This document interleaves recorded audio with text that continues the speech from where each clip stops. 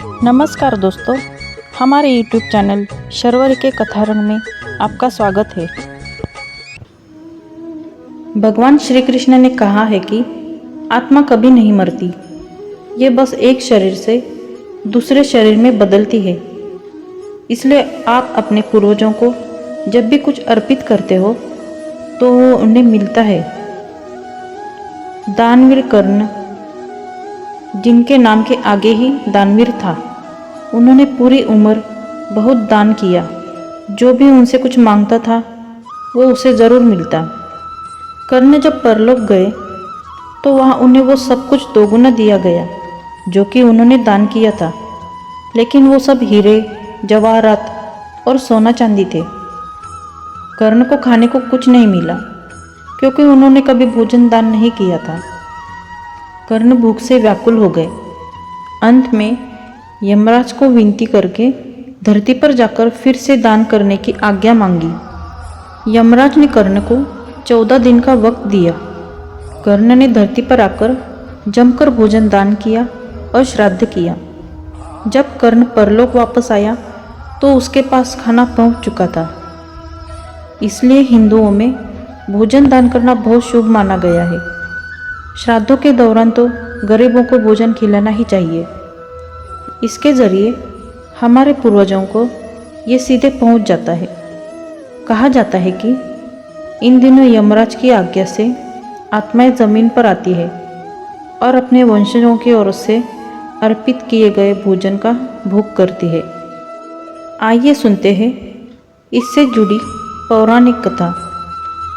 हिंदू धर्म के पौराणिक ग्रंथों के अनुसार ऐसी मान्यता है कि पितृपक्ष के दिनों में हमारे पूर्वज, जिनका देहांत हो चुका है, वो सभी सूक्ष्म रूप में पृथ्वी पर विचरण करने आते हैं।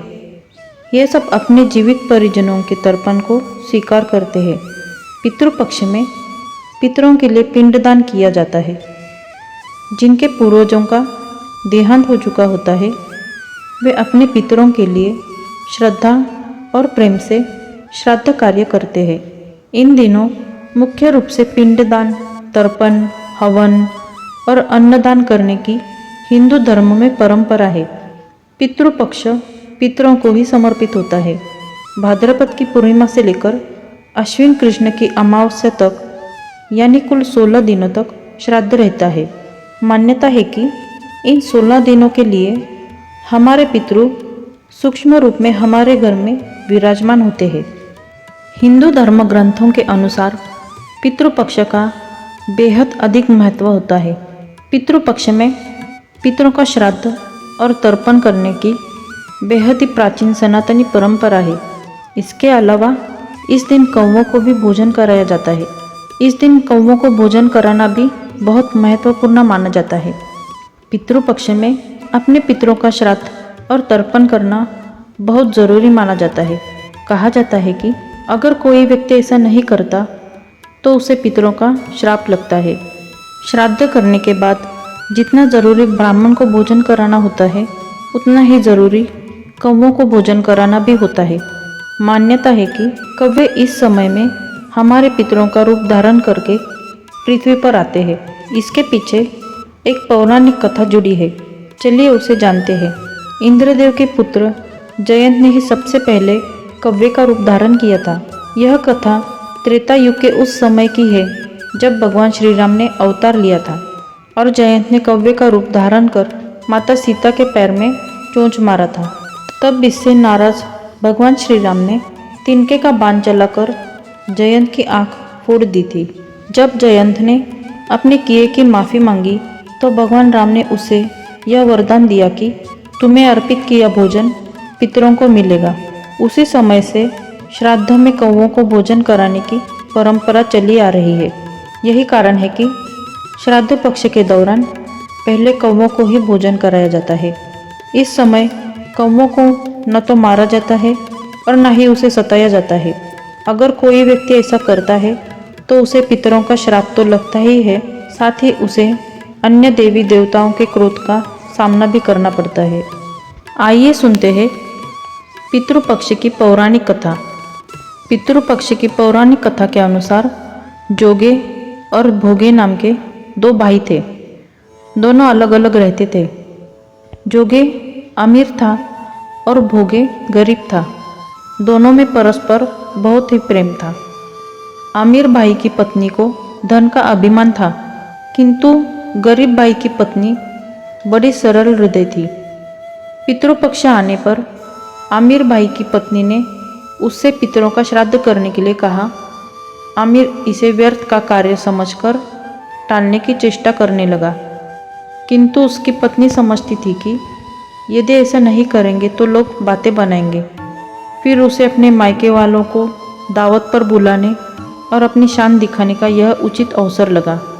अतः वह बोली, आप शायद मेरी परेशानी की वजह से ऐसा कह रहे हैं, किंतु इसमें मुझे कोई परेशानी नहीं होगी।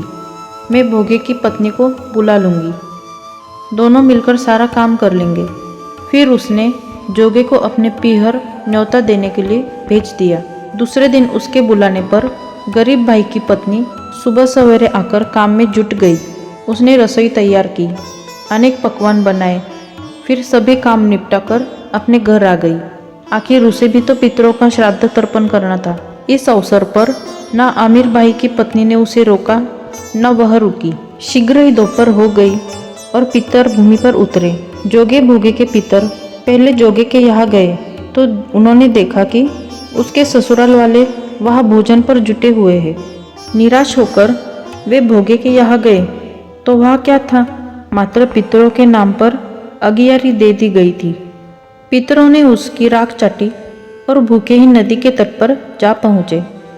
थोड़ी देर में सारे पितर इकट्ठे हो गए और अपने अपने यहाँ के श्राद्धों की बड़ाई करने लगे।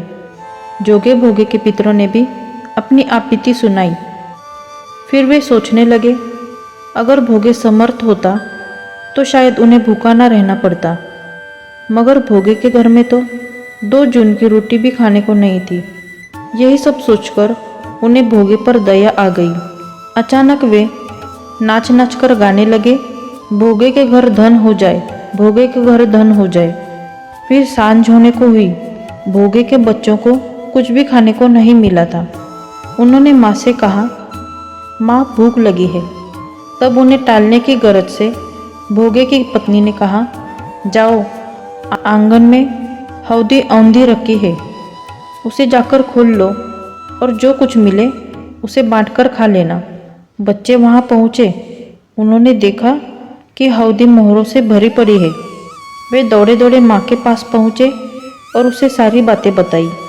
आंगन में आकर भोगे की पत्नी ने यह सब कुछ देखा तो वह भी हैरान रह गई। इस प्रकार भोगे भी धनी हो गया, मगर धन पाकर वह घमंडी नहीं हुआ। दूसरे साल का पितृपक्ष आया। श्राद्ध के दिन भोगे की स्त्री ने 56 प्रकार के व्यंजन बनाए। ब्राह्मणों को बुलाकर श्राद्ध किया, भोजन कराया, दक्षिणा दी।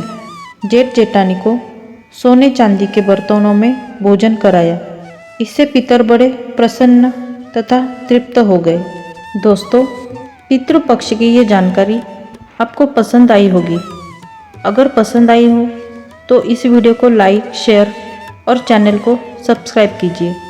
मिलते हैं अगली वीडियो में। धन्यवाद।